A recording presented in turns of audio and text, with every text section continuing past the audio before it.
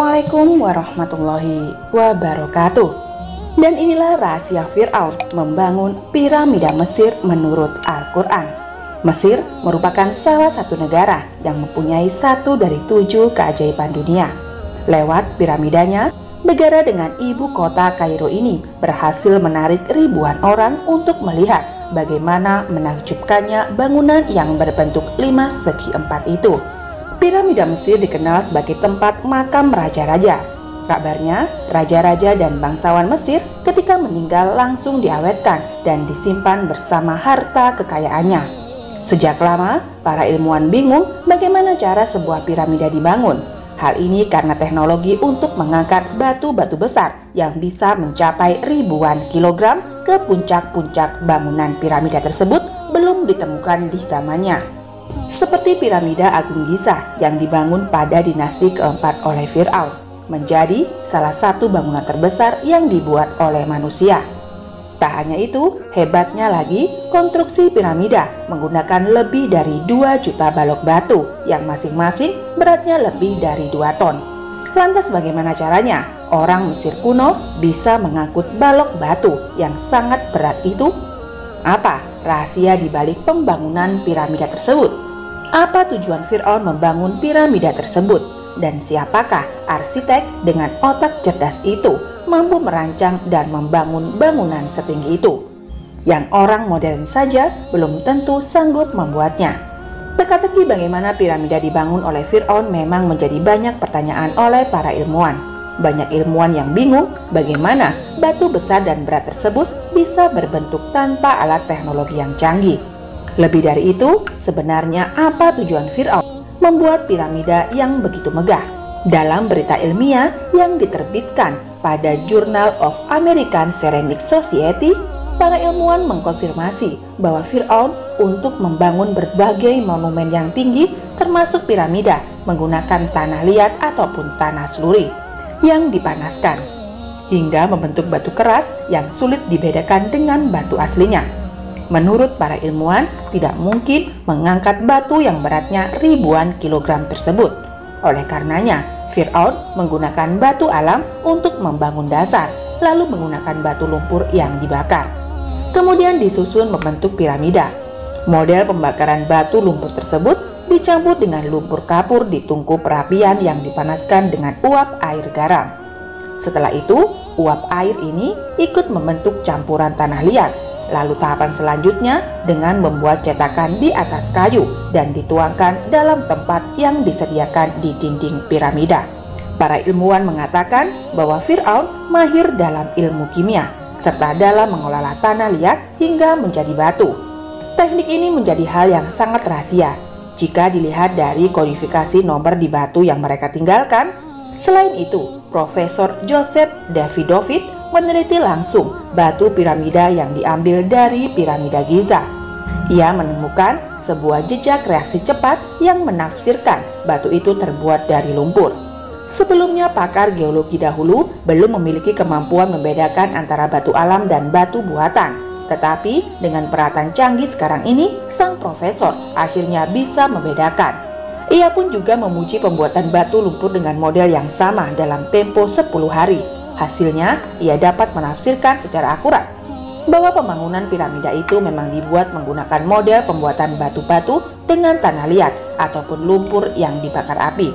Menariknya, jauh pada 14 abad yang lalu, sebelum penelitian-penelitian yang dilakukan oleh para ilmuwan tersebut, Al-Quran telah lebih dulu menjelaskan alasan dan tujuan Fir'aun membuat piramida. Bahkan bahan untuk membuat piramida pun sudah Allah sebutkan dalam Al-Quran, sebagaimana dalam surah Al-Kautsar ayat 38. Allah Subhanahu wa Ta'ala berfirman, "Dan berkatalah Fir'aun, hai pembesar kaumku, aku tidak mengetahui Tuhan bagimu selain aku. Maka bakarlah hai Haman untukku tanah liat, kemudian buatkanlah untukku bangunan yang tinggi, supaya aku dapat naik untuk melihat Tuhan Musa.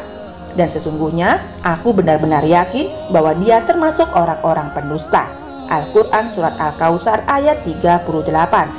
Dalam ayat ini disebutkan tujuan Fir'aun membuat sebuah bangunan tinggi dari tanah liat tersebut adalah untuk melihat Tuhan Nabi Musa alaihissalam ke langit.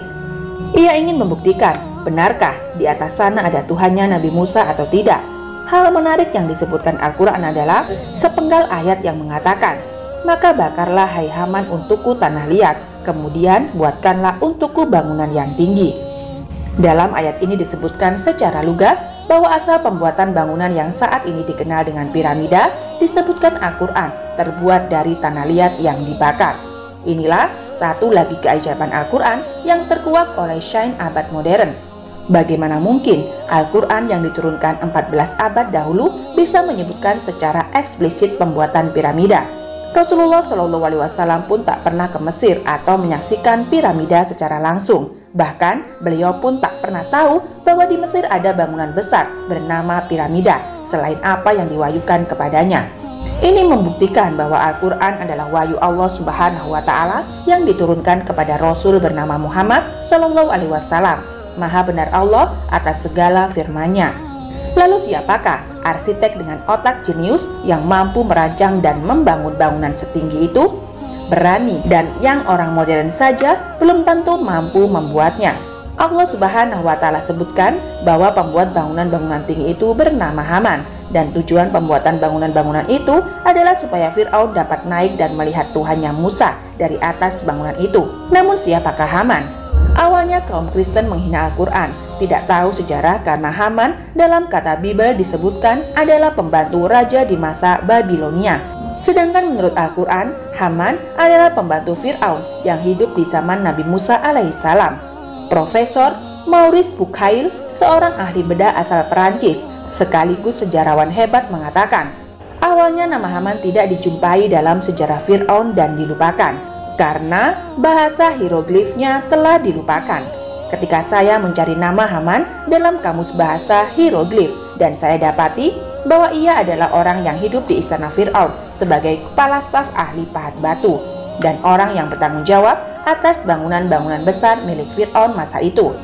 Demikianlah penjelasan Profesor Maurice Bucaille yang mengatakan fakta bahwa Haman adalah pembantu Fir'aun yang memiliki peran penting dalam pembangunan kerajaan Fir'aun. Untuk lebih lengkapnya bisa dilacak dalam buku Bible, Quran, dan Sains Modern karya Profesor Maurice Bucaille. Dalam bukunya itu dijelaskan Al-Quran konsisten terhadap ilmu pengetahuan dan fakta-fakta sejarah, namun tidak pada Bible yang justru banyak terdapat kontradiksi dalam menjelaskan tentang sejarah-sejarah.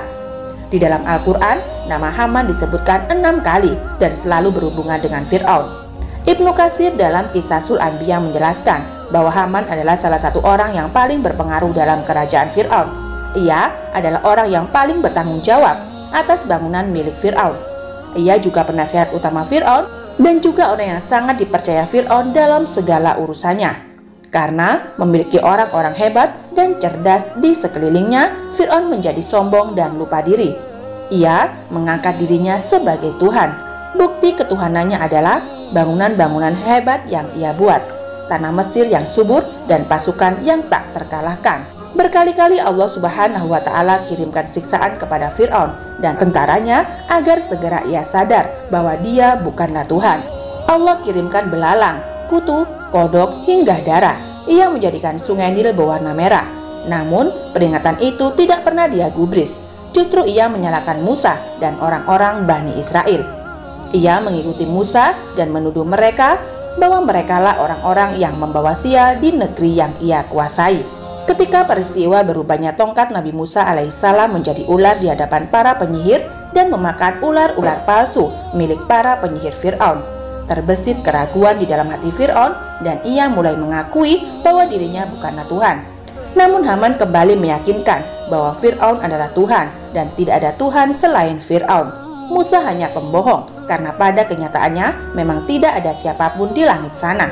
Mendengar pernyataan Haman inilah membuat Fir'aun kembali sombong dan menetapkan bahwa ia adalah Tuhan yang tunggal. Untuk membuktikan bahwa tidak ada Tuhan di langit sana, ia perintahkan Haman untuk membuat bangunan yang tinggi. Maka Fir'aun memerintahkan kepada Haman untuk membuat bangunan-bangunan yang tinggi menjulang ke langit supaya Fir'aun bisa bertemu Tuhannya Musa. Konon pembuatan menara itu membutuhkan 50.000 pekerja, belum termasuk tukang dan kuli. Haman membakar tanah liat dan membentuknya menjadi batu yang utuh dan kemudian disusun untuk menjadi bangunan menara. Ketika Fir'aun naik menara itu, ia melepaskan anak panahnya dan anak panah itu pun kembali dengan berlumuran darah. Fir'aun membohongi Musa dan pengikutnya bahwa Tuhan yang ada di langit telah mati.